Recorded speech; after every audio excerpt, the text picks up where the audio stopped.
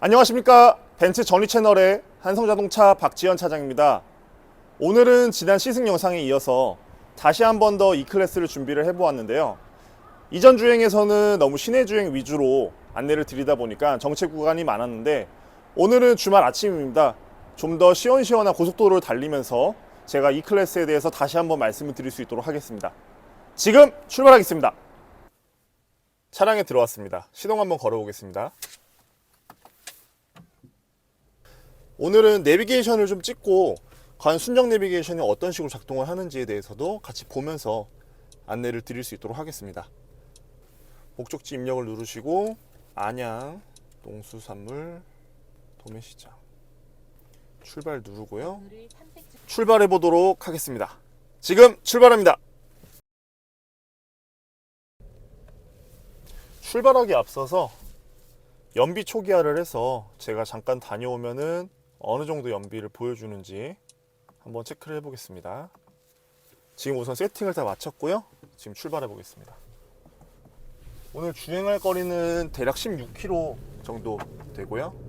연비가 어느 정도 나올지, 복합 연비가 대략 한 11km, 10km 정도 나오는 차량이거든요.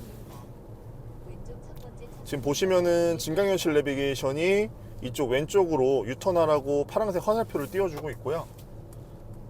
그래서 순정 내비게이션을 사용하시는 게 편하진 않다라고 말씀을 드리긴 하지만, T맵이나 카카오 내비가 기본 순정 시스템으로 만약 이식이 된다면 제 앞에 보이는 헤드업 디스플레이라든지 이쪽에 보이시는 진강현실 내비게이션에도 같이 적용이 된다는 점이 앞으로 이 차량이 얼마나 좀 더 편하게 운전하실 수 있는지에 대해서 기대를 해볼 수 있을 것 같습니다. 유튜브 보시고 E클래스 문의가 거의 10건이 넘게 왔습니다. 제 영상이 굉장히 부족함에도 불구하고 저한테 문의를 주신 부분에 대해서 정말 감사한 말씀을 다시 한번 드리고 싶고요. 제가 말씀을 여쭤보면 이번에 벤츠를 처음 운행하시려는 분들이 굉장히 많으셨어요. 그러다 보니까 벤츠가 다른 차량이랑 다른 부분에 대해서 한번 말씀을 드리는 게 좋을 것 같은데, 그 중에 하나가 이쪽에 있는 기어봉입니다. 원래는 이제 일반적인 차량에서는 기어봉이 가운데에 위치하고 있고, 오른쪽에는 이제 워셔액, 와이퍼 조절할 수 있는 레버가 위치해 있죠. 이 부분이 처음에는 굉장히 걱정을 많이 하세요. 너무 불편한 거 아니냐 말씀 주시는데, 한 2-3일이면은 충분히 적응을 하실 수 있고 굉장히 편하게 설계가 되어 있습니다. 그래서 연세가 좀 있으시더라도 걱정하지 않고 사용하실 수 있는 점 한번 말씀을 드리고 싶고요. 지금 우면산 터널로 들어오고 나서 시속 60km 제한이다 보니까 제가 반자율 주행 시스템을 켜고 주행을 하고 있습니다. 따로 핸들을 잡지 않고 있는 상황에서도 60km를 맞춰서 주행을 하고 있고, 앞에 차량이 없음에도 불구하고 차선을 물고 가고 있는데 가운데를 굉장히 유지를 잘 하고 있어요. 지금 주행 코스 자체도 어느 정도 곡선 코스임에도 불구하고 안정감 있는 주행을 보여주고 있습니다. 자, 지금 보시면은 왼쪽 차선을 타라고 진강현실 내비게이션이 안내를 하고 있고요. 지금 시간이 일요일 아침 9시거든요. 굉장히 한적한 도로를 볼 수가 있어서 지금 현재 속도는 한 80km 정도 유지를 하고 있습니다. 자, 다시 한번 반자율 주행을 켰고요. 차간 거리는 가장 최소로 맞춰놨습니다. 대신에 이제 앞에 차가 없기 때문에 그냥 차선만 따라가는 상황이고, 영상에 잘 보일지 모르겠지만 차선이 굉장히 가운데 위치를 하고 있어요. 이전 세대 같은 경우에는 좀 왼쪽으로 치우치거나 오른쪽으로 치우치는 경향이 있었는데, 이전 세대라고 하면 한 6년에서 7년 정도 전 모델 같은 경우, 그리고 지금 정전식이기 때문에 제가 손을 살짝만 올려놓더라도 뭘 움직이지 않아도 바로 인식을 합니다. 그래서 예전 같은 경우에는 내가 잡고 움직여줘야겠지만 지금은 살짝만 올려주어도 운전자가 계속 보고 있구나, 경고등을 띄운 거를 확인했구나 인지를 한다는 부분, 이런 부분들이 이전 세대의 반자율 주행 시스템과 달라진 부분 중에 하나라고 봐주시면 좋으실 것 같습니다. 지금 약간 코너가 이제 발생을 하게 되는데요. 지금 한번 조작하지 않고 가만히 있어 보겠습니다. 속도는 60km로 맞춰져 있고요. 오른쪽에 점선 구간이 나타나지만 왼쪽으로 주행을 하고 있습니다. 정전식 다시 한번 터치해 주고요. 반자율 주행 시스템이 굉장히 편하거든요. 저는 실내에서 권해드리지는 않아요. 왜냐면은 신호등도 있고 차선이 끊기는 구간도 있고, 그리고 시내 주행에서 워낙에 많은 변수가 발생을 하다 보니까 대신 차가 좀 막히는 터널이라든지 이런 자동차 도로 또는 고속도로에서는 어느 정도 속도를 맞춰놓고 굉장히 편하게 다니실 수 있다는 장점이 있고, 현재의 반자율 주행 시스템은 굉장히 믿을만하다라고 말씀드릴 수 있을 것 같습니다.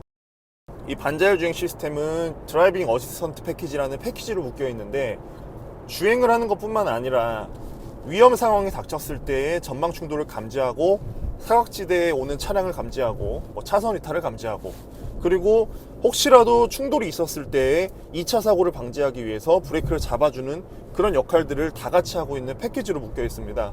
쉽게 생각해서 반자율 주행이라 함은 그냥 나 대신에 운전을 해주는 것뿐만 아니라, 내가 주의 깊게 보지 않는 상황에서도 차량의 레이더 센스는 전방 또는 측면, 후방을 주시를 하고 있다 라고 보시면 될 것 같고, 저희 벤츠 차량의 아이덴티티 중에 하나가 안전성, 세이프티인데, 고객님께서 차량을 운행하시다 보면 알게 모르게 계속 경험을 하시게 될 겁니다. 이전 영상에서 제가 안전 시스템 관련해서 말씀을 좀 드리지 못했는데, 저희 벤츠 차량은 기본적으로 프리세이프라는 기능을 가지고 있습니다. 프리세이프라는 것은 말 그대로 미리 안전에 대비한다는 개념인데, 예를 들어서 제가 차량을 주행을 하다가 전방 충돌이 차량에 감지가 된다면 삐삐삐 소리와 함께 전방 충돌 감지 시스템이 작동이 되고, 제가 브레이킹을 하질 않더라도 차량이 충돌을 파악한다면은 일정 시간 안에 바로 브레이킹을 합니다. 내가 브레이킹을 하려고 할 때 브레이크 압이 훨씬 쑥 들어와 주면서 반밖에 브레이크를 밟진 않았지만 풀 브레이킹을 한 것처럼 그런 효과를 내주는 기능을 가지고 있기도 하고요. 그리고 그런 충돌 전 상황에서 안전벨트가 쫙 조여지면서 각 체형에 맞는 안전벨트 텐셔닝이 작동이 되고, 혹시라도 동승석에 계신 분이 좀 누워 계신 상황이시다 라면은 에어백이 터졌을 때 동승석에 계신 분께서는 에어백을 적용받기가 어려우시거든요. 그렇기 때문에 전방 충돌을 감지하면서 제동을 함과 동시에 벨트를 조여주고, 동승석의 등받이를 앞으로 세워주고, 그리고 창문이나 썬루프가 열려 있다면은 그 창문과 썬루프를 닫아줍니다. 이제 이런 기능이 저희 벤츠의 프리세이프라는 기능이라고 보시면 되고, 이번 신형 E클래스 같은 경우에는 프리세이프 임펄사이드라는 기능도 이제 추가가 되었습니다. 기존에는 S클래스에 이제 적용이 되던 안전 옵션 중에 하나인데, 측면 충돌이 레이더 센서를 통해서 감지가 된다면, 예를 들어서 교차로 상황에서 측면에서 오는 차량이 감지가 된다면, 이쪽에 있는 에어백이 운전석 같은 경우에는 왼쪽, 그리고 조수석 같은 경우에는 오른쪽 에어백이 터져주면서 저를 반대쪽으로 밀어줍니다. 그래서 차량이 문을 충돌을 하더라도 나한테 직접적인 피해가 오지 않도록 하는 프리세이프 임펄스 사이드라는 기능도 이 E클래스에 같이 적용이 되었습니다. 지금 제가 말씀드린 이 프리세이프라는 안전 옵션은 현대차, 기아차, 벤츠, BMW 웬만한 모든 자동차 브랜드에서 다 가지고 있는 안전 옵션 중에 하나예요. 다 가지고 있는 기능인데 뭘 특출나게 얘기를 하냐 라고 말씀을 주실 수도 있는데, 이 기능 자체는 2002년에 세계 최초로 벤츠에서 개발이 되어서 제공이 되고 있습니다. 그리고 제가 알고 있기로 안전 옵션 같은 경우에는 벤츠에서 특허를 오랫동안 유지하지 않고 다른 브랜드에서도 편하게 사용할 수 있도록 배포를 한다고 알고 있는데요. 장난스레 드리는 말로 순댓국도 원조집에서 찾아 먹는데, 안전 옵션은 특히나 더 원조집에서 찾아서 타야 되지 않을까요? 이런 말씀 장난으로 한번 드려봅니다. 그만큼 벤츠는 안전에 있어서 굉장히 진심이다 라는 부분 말씀드리고 싶고,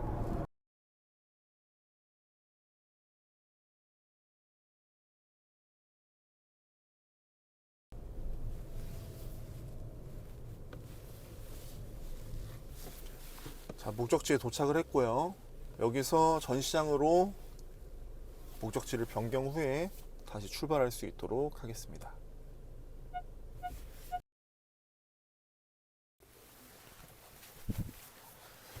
자, 그럼 이제 전시장으로 다시 한번 돌아가 보도록 하겠습니다. 안녕 벤츠? 지금 말하세요. 벤츠 서초 전시장으로 안내해줘. 여러 항목을 찾았어요. 어디로 가야 하죠? 세 번째. 이제 출발할게요. 자, 출발해 보겠습니다. 제가 아까 말씀드린 프리세이프 관련해서 조금 더 부연 설명을 드리면, 상담할 때 이제 최대한 쉽게 이해하실 수 있도록 말씀을 드리는 편인데요. 프리세이프는 권투 선수가 이제 펀치를 맞기 전에 가드를 올리잖아요. 그런 개념이라고 봐주시면 됩니다. 운전자에게 충격이 오기 전에 몸을 한껏 움츠려서 충격을 피할 수 없다는 가정하에 최대한의 충격을 걸러내서 피해를 최소화하자라는 개념이라고 봐주시면 좋으실 것 같습니다. 다시 한번 고속도로에 올라갈 건데요. 이번에는 좀 더 고속도로 위주로 주행을 할 수 있기 때문에 스포츠 모드 유지하고 시원시원하게 달릴 수 있는 그런 모습들 보여드리면서 저번에 말씀드렸던 고속주행에서 저희 벤츠 차량이 보여주는 안정감에 대해서 말씀드릴 수 있도록 하겠습니다. 그리고 신호 대기 중인 상황이다 보니까 말씀 한번 드리면, 이쪽 조수석 디스플레이 같은 경우에는 동승자가 앉아있지 않은 상황에서는 모니터가 나오질 않습니다. 그리고 동승자가 앉아있는 상황에서도 운전자의 눈을 이쪽에 있는 스테레오 카메라로 인식을 한 다음에 운전 중에 조수석 화면을 보게 되면은 이쪽 화면이 가려지는 그런 효과를 가지고 있는 기능이 있고요. 그래서 동승자는 편하게 영상이나 화면을 보실 수 있지만 운전자가 이쪽 화면을 보게 된다면 살짝 까맣게 보이는, 저희 마치 핸드폰 필름 중에 기울이면 안 보이는 그런 필름들 있잖아요. 그런 기능과 동일한 기능을 한다고 봐주시면 될 것 같습니다.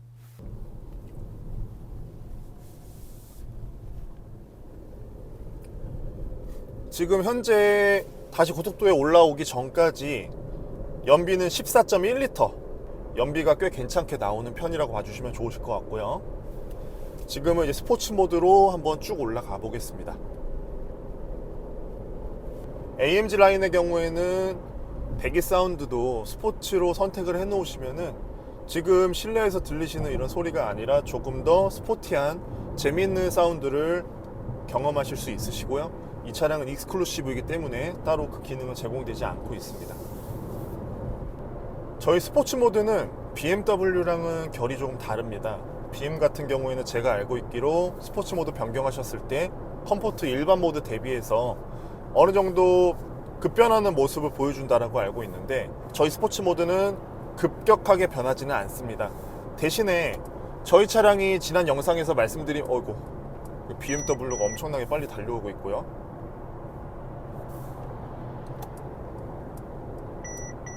이런 식으로 오른쪽 깜빡이를 넣었을 때, 왼쪽 깜빡이를 넣었을 때 해당 부분에서 차가 나타나게 된다면은 사이드 미러와 앰비언트 라이트 해당 방향이 깜빡깜빡하게 빛나게 됩니다. 이 기능은 사각지대 어시스트뿐만 아니라 전방 충돌 감지 시에도 작동을 하는 기능 중에 하나고요. 아까 스포츠 모드 이어서 다시 한번 말씀을 드리면, BMW가 가지고 있는 스포츠성, 그리고 벤츠가 추구하는 안전성, 그 편안함, 이런 부분들의 이제 아이덴티티가 각자 다르기 때문에 저희 차량 같은 경우에는 스포츠 모드로 바꿔 놓으신다고 하더라도 갑자기 다른 차가 되지는 않습니다. 반면에 컴포트 모드인 상태에서 제가 저번에 말씀드린 한 템포 쉬고 출발하는 그런 이제 벤츠의 기본적인 아이덴티티가 좀 불편하시는 상황들이 생길 수 있거든요. 예를 들자면 시내 주행하는 상황에서 나는 꼭 옆 차선으로 이동을 해야 되는데 빨리빨리 움직여줘야 되는 상황이다, 그런 경우, 또는 너무 급한 상황에서 빨리 차선을 변경하면서 다녀야 된다 라는 상황이 생기신다면 어쩔 수 없이 스포티하게 움직일 수밖에 없을 거예요. 그럴 때 스포츠 모드로 변경을 해두시면은 한 템포 쉬고 출발하는 그런 엑셀링이 거의 사라집니다. 엑셀링을 했을 때 바로 응답을 해주는 그런 엑셀로 바뀌게 되고요. 그래서 시내 주행에서 매번 그렇지는 않으시겠지만 소위 말하는 칼치기, 급격한 차선 변경, 이런 상황이 불가피하게 이루어질 때는 스포츠 모드를 놓고 이용해 주시면은 좀 더 편하게 차선 변경을 하실 수 있다 라고 말씀드리고 싶고, 사실 시내 주행에서는 크게 권해드리지 않는 이유 중에 하나는 스포츠 모드로 바꿔 놓으시면은 RPM을 고 RPM으로 유지를 하면서 바로바로 변속이 될 수 있는 준비를 하거든요.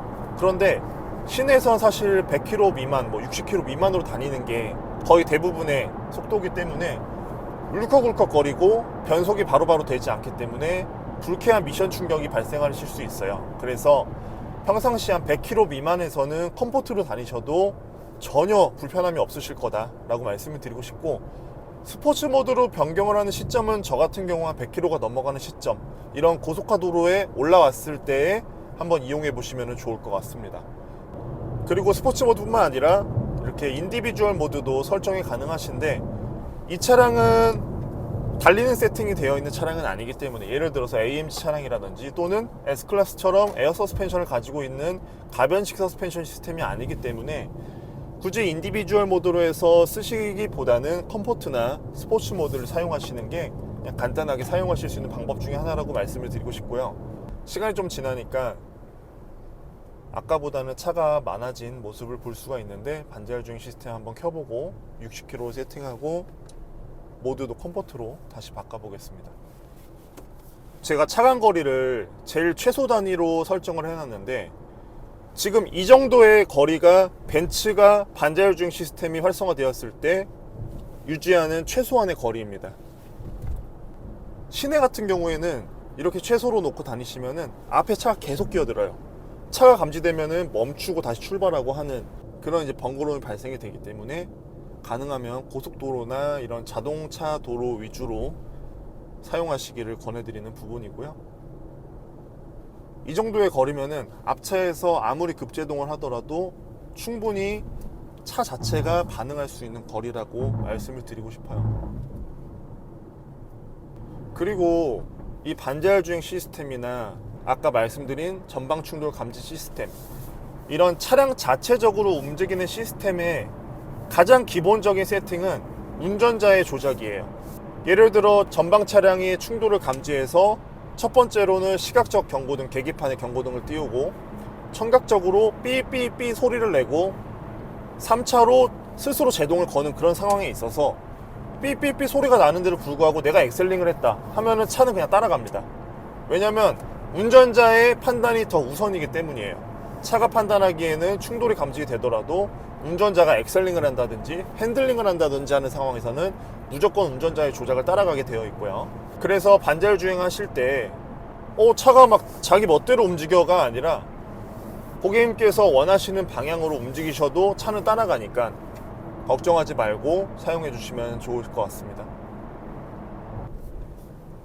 오늘 이렇게 고속도로를 잠깐 타보면서 주행 영상을 남겨봤는데요. 시승 영상의 특성상 제가 준비한 멘트들이 바로바로 생각한 대로 나와주질 않더라고요. 그래서 좀 횡설수설하는 감이 없지 않아 있는데 앞으로 시승 영상도 자주 올리면서 좀 적응해 나가는 좋은 영상으로 좀 더 인사드릴 수 있도록 하겠습니다. 도착하면은 현재 이제 연비 한번 화면으로 보여드리고 제가 보고 있었던 헤드업 디스플레이 화면 한번 보여드리면서 오늘 E클래스 고속주행 영상 마치도록 하겠습니다. 혹시 궁금하신 부분이나 시승이 필요하신 부분들 자유롭게 연락해 주시면, 댓글 남겨주시면 확인되는 대로 바로바로 말씀드릴 수 있도록 하겠습니다. 제가 아까 출발 전에 초기화를 했었고요.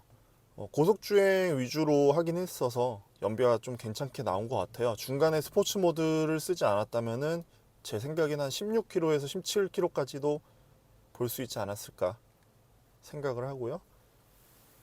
이제 헤드업 디스플레이가 이런 식으로 구성이 됩니다. 지금은 내비게이션이 뜨질 않고 있는데 내비게이션 조작을 한번 해볼게요. 내비게이션이 활성화됐을 때의 모습인데요. 이쪽에 이제 지도가 같이 표시가 되고 있고요. 증강현실 내비게이션과 같이 활성화가 되면은 굉장히 편하게 이용하실 수가 있습니다. 오늘 E클래스 고속주행 영상은 여기서 마치도록 하겠습니다. 다음번에는 좀 더 개선된 모습으로 다른 시승차로 안내 드릴 수 있도록 하겠습니다. 시청해주셔서 감사합니다.